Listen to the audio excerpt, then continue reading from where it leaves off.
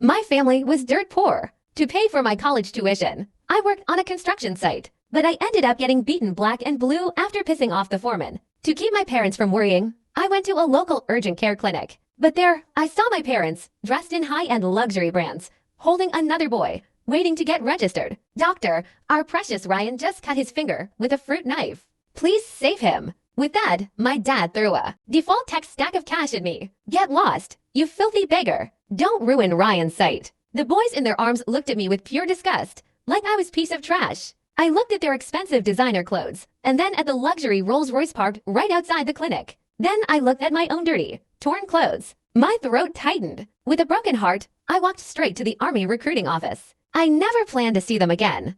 Maybe I looked too pathetic, because my parents didn't even recognize me. I stood there, frozen, staring at the expensive designer suit on the boy in my parents' arms. Then I looked at my own shirt. It was old, didn't fit, and had been patched up for 3 years because I couldn't bear to throw it away. My heart ached. I remembered my dad giving me this shirt for my birthday 3 years ago. To buy it, he worked from dawn to dusk, even fainting on the construction site a few times. I saw how hard they worked, so I grew up fast. I never caused trouble, even when I was bullied at school or mocked at work.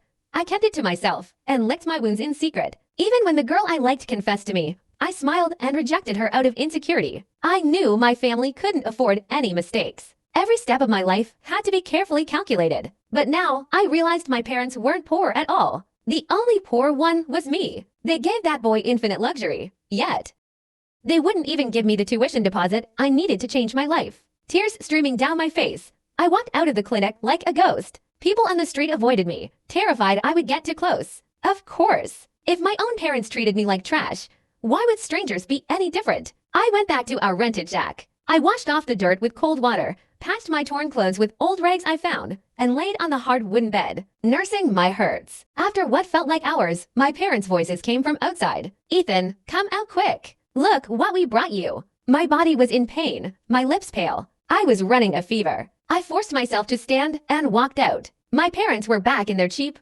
dirty worker clothes. In my mom's hands was a jacket. We got lucky today. Your dad and I found this jacket. It just has a little stain on it. We'll wash it and it'll be good as new. Try it on. My mom handed me the default text jacket, completely ignoring how sick I looked. So the clothes I had been wearing all these years were just hand-me-downs from their wealthy son? What I cherished as treasure was just someone else's trash. And these white sneakers, consider them your reward for getting into NYU. My dad pulled out a pair of shoes from behind his back, smiling. Yeah, those Ryan's too. He loved white sneakers. The last pair my parents brought home was also white. Maybe because I was too cool.